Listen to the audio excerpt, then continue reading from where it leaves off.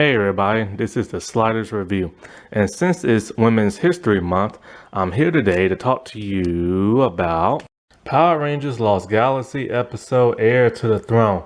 So this is a Trakina-centric episode, and normally when I do the Woman International Day or month, whatever, like I like to do it like more of a positive upbeat, like females and never that of a villain.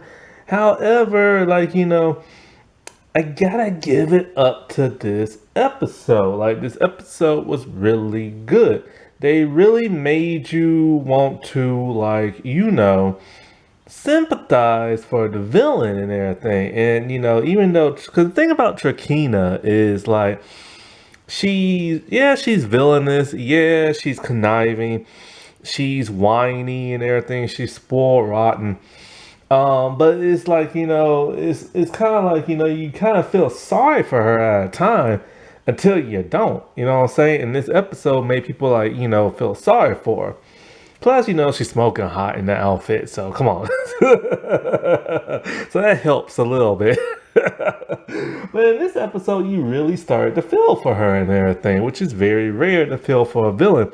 Only time we ever really feel for like a villain was Astronomer and everything because of her tragic backstory. But Trakina is truly bad. It's just she's having a rough time. So at this point in time, she has left home because her father, Scorpius, he wants to turn her into a bug, like her final transformation and everything. For now, she's humanoid and stuff, and she wears like a bug outfit, but he wants the transformation to be permanent like he is and stuff, and she'll have like more power than ever before. Now this will happen later on in the season, and it's funny because they give her a green outfit and she's looking like a praying mantis, right? And what I did not know at that time, that's the original costume they had for her. And but it was like too like bulky, and it was like too constricting, and like it was too tight and stuff like that, and it was made of like thick like rubber leather, so she couldn't move around in it. So they didn't give her that one, and they made her that black like skin tight outfit and stuff that pretty much molds to her body. And so in the finale, they had to like adjust the green outfit because her stunt double had to wear it. And her stunt double, as you can see in this episode, is much shorter than she is.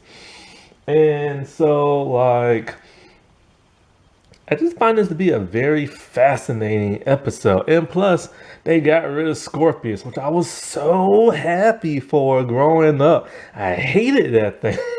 He sounded gross. Like, he just made my throat hurt. Like, just hearing him and everything. And so, yeah. So, first, let me get through what the Rangers do in this episode. Then I'll get to Trakina and stuff.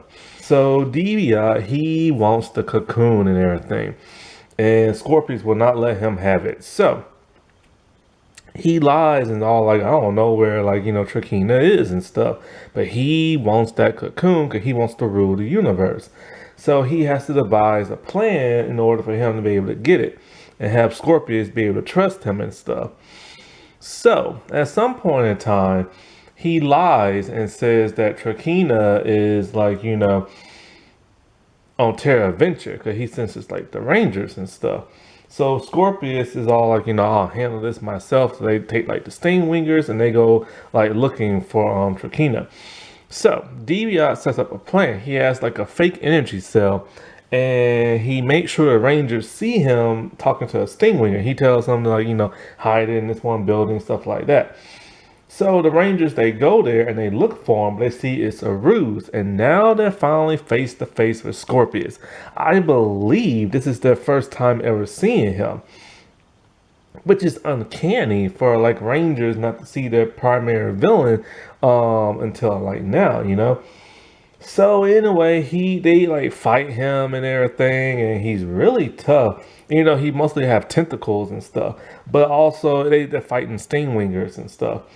And so he picks up Kai and starts like swinging him around and slinging him and stuff. So after that, Leo, he calls for the lights of Orion, and the Rangers they like level up. And then with one final blow, man, Leo just lets him have it, and just gives him like the final blow and stuff. So then he transports out of there and back to like his ship. Now in this episode, we hear Kendrick's talk, but her voice sounds very different. I believe this was around the time she started getting sick, and she had to get her treatments and stuff. So her stand-in had to like do the voiceover for her. And from now on, you'll start like rarely seeing her in like live action and stuff. And you'll start hearing more voiceovers. So this happened very quickly. I think this is like the third disc or something like this.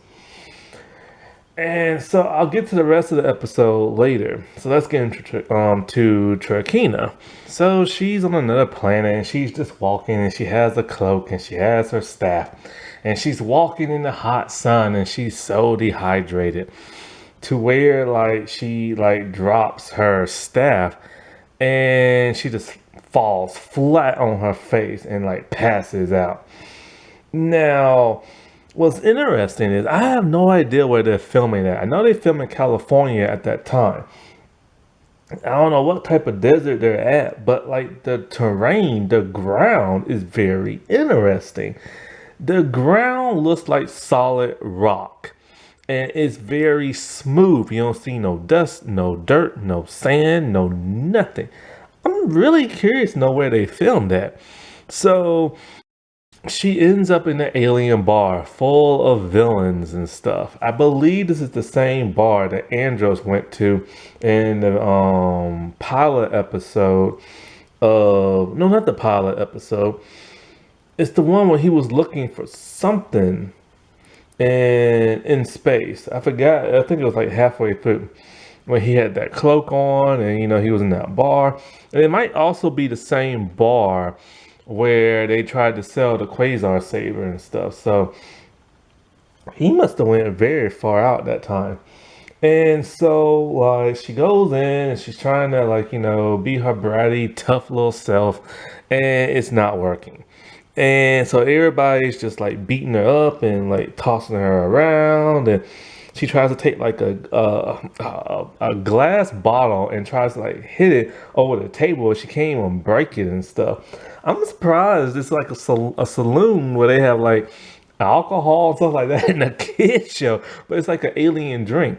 So they toss her out like the door and everything. And Villamax sees this as he was playing some type of poker game. Well, the rest of the villains are getting ready to like mess her up, but he comes out and he's all like, "You need to be taught a lesson." So he takes off his belt and then he just like lean up against the pole, and then they start fighting him. He's looking very cool, lean up against the pole and stuff like that, And so he's just like whooping on them. He's very proficient. So after he's done doing that, she tells him like who she is and stuff like that, and he's very intrigued. But his little friend, who has a body of like a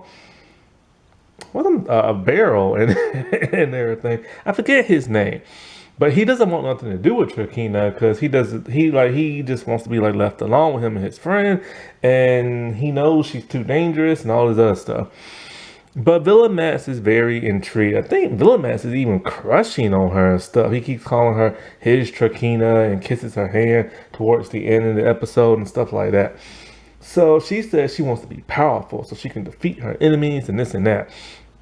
So he trains her. And I really like this training montage. It's really cool. He has her do some squats and some poses and some push-ups and sit-ups, and he has her running.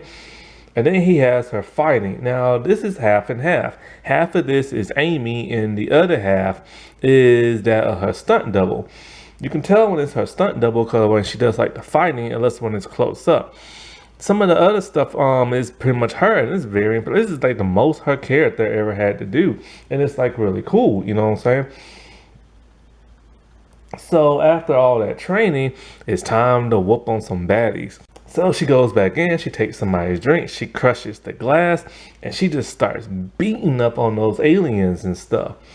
So she's feeling great and she's feeling powerful and all this other crap until the dude in the barrel tells her there's been a problem with your father and stuff. So she heads back.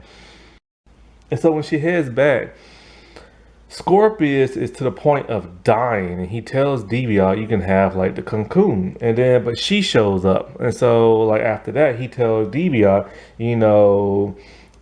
serve my daughter like you would serve me faithfully and everything.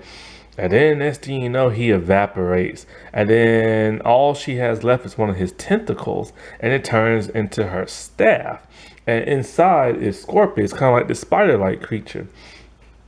So she has Deviant playing simple. Who did this and everything? And of course, he ain't gonna rat himself out and let her know that he betrayed Scorpius. So he tells him straight up who it was. It was the Red Ranger and everything. And so like at the end of the episode, the Rangers are having a great time, man. They're just like hanging out. They're like at the park under a tree. They have a picnic. I don't know where Mike is in this episode. And so I don't think we see Kendrick's face because she wasn't really there. And Maya even has like a flower in the head and everything, but then Maya senses something with her like empathic powers.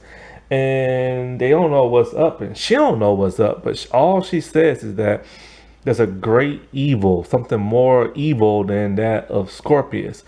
And it's kind of like, wow, Trakina's more evil than Scorpius, her bratty self.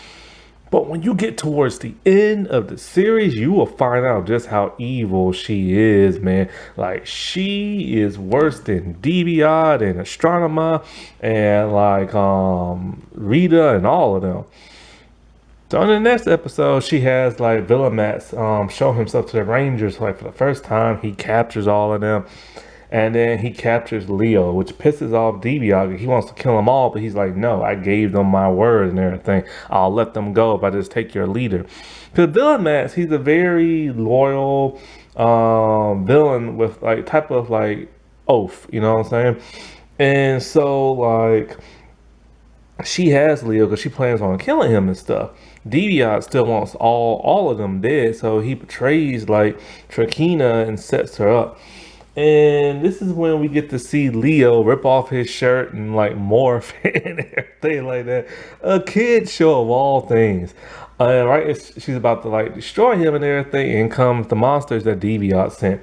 So she gets rid of them, and as soon as she gets the last one, she's all like, "Who sent you?" and everything. As soon as he's about to spill, Deviant like shoots him and stuff.